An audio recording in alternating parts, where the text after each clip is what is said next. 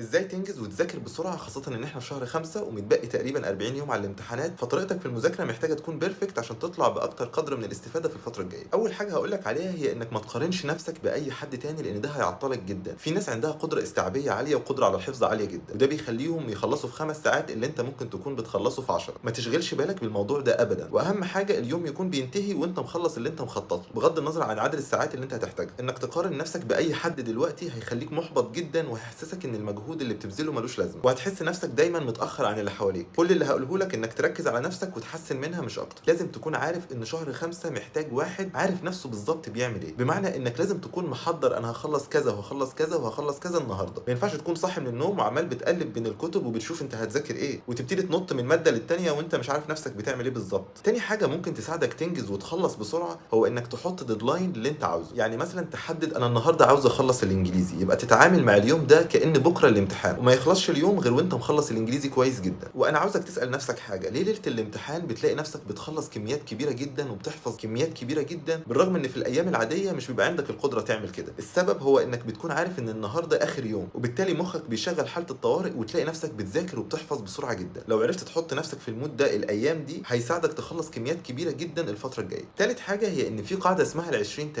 معناها ان 20% من مجهودك هيخلص لك 80% من الشغل. ومعنى الكلام ده هو ان كل ماده لازم تحدد فيها ايه بالظبط المهم. يعني مثال على كده الانجليزي، الفوكابلريز والاكسبريشنز والجرامر، لو ركزت مجهودك عليهم وخلصتهم كده انت خلصت 80 90% من الماده. مثال تاني هو الفيزياء، اهم حاجه فيها الرولز والقوانين والمصطلحات، لو اتمكنت منهم واشتغلتهم كويس هتلاقي ان 80 90% من الماده خلاص انت كده ضمنته. يعني ما تخليش القصه في العربي تاخد منك 3/4 اليوم وانت مش مذاكر الادب والنحو والبلاغه كويس. اللي انا عاوز اقوله لك هو انك كل ماده المفروض تركز مجهودك الفتره دي على الاهم فيها. يعني حاول تحدد ايه الجزئيه اللي بيجي فيها اسئله اكتر، ايه الجزئيه اللي بتتكرر، ايه الجزئيه اللي ما ينفعش تفوتها، وهي دي اللي تبتدي بيها وتركز عليها مجهودك. رابع حاجه هو ان اي فصل او درس هتذاكره حاول يبقى معاك نوته وتكتب فيها ايه الجزئيات المهمه وايه الجزئيات اللي خدت منك وقت اكتر من الثانيه. هيساعدك جدا لما تيجي تراجع في انك تنجز وقت وتخلص مراجعه بسرعه. يعني انا اقصد انك تحاول تعمل سمري لدرس الجيولوجيا او درس الاحياء اللي انت ذاكرته، والسمري دي تكون كاتب فيها النقط والعناوين المهمه، بحيث لما تيجي تراجع تبص عليهم اول حاجه وتبقى عارف نفسك بتعمل ايه. وفي كذا طريقه ممكن تعمل بيها التريكه دي وتلخص بشكل كويس جدا. اول حاجه هو انك تاوتلاين او تعلم بقلم كده على النقط المهمه والعناوين الرئيسيه اللي انت اشتغلتها في الدرس ده، بحيث لما تيجي تراجع تبص عليها. وفي طريقه تانية هي الكونسبت مابينج او المايند مابس، انك تعمل خرائط ذهنيه وتوصل المعلومات المهمه ببعضها، ولما تيجي تراجع الدرس تبص على الخريطه دي بحيث تسهل عليك الدنيا وتسهل عليك الامور. وفي طريقه تنفع جدا في الفيزياء والكيمياء وهي طريقه الفلاش كاردز، او انك تجيب ورق صغير زي كده وتكتب عليه القوانين والرولز المهمه بحيث تحطها جنبك انت وبتراجع او بتحل، وهتوفر عليك وقت كبير جدا. يبقى كده اول طريقه هي انك تاوتلاين او تعلم في الكتاب نفسه النقط المهمه بحيث لما تيجي تراجع تسهل عليك، او انك تستخدم خرائط ذهنيه وتلم فيها المعلومات المهمه. واخر حاجه هي انك ممكن تستخدم الفلاش كاردز، الطريقه دي احسن في الكيمياء والفيزياء والماس او المواد اللي فيها مسائل وقوانين كتيره. الكلام ده هيخليك انت وبتراجع عارف نفسك بتبص على ايه، مش شغال بشكل عشوائي. خامس حاجه هقولها لك هي انك لو رايح مثلا درس مراجعه حاول تذاكر الجزئيه اللي هتتراجع وتخلصها كويس وتحضر فيها كمان اسئله، بحيث ان ال3 ساعات بتوع الدرس دول تطلع منهم باكبر استفاده، ما يبقاش وقت ضايع. خلاصه الكلام ده كله هو انك عشان تضمن مجموع كويس لازم تكون مرتب ومنظم جدا في شهر 5 وتتعامل مع كل يوم كأن الامتحان بكره. هو ده اللي هيزقك ويساعدك تنجز وتخلص.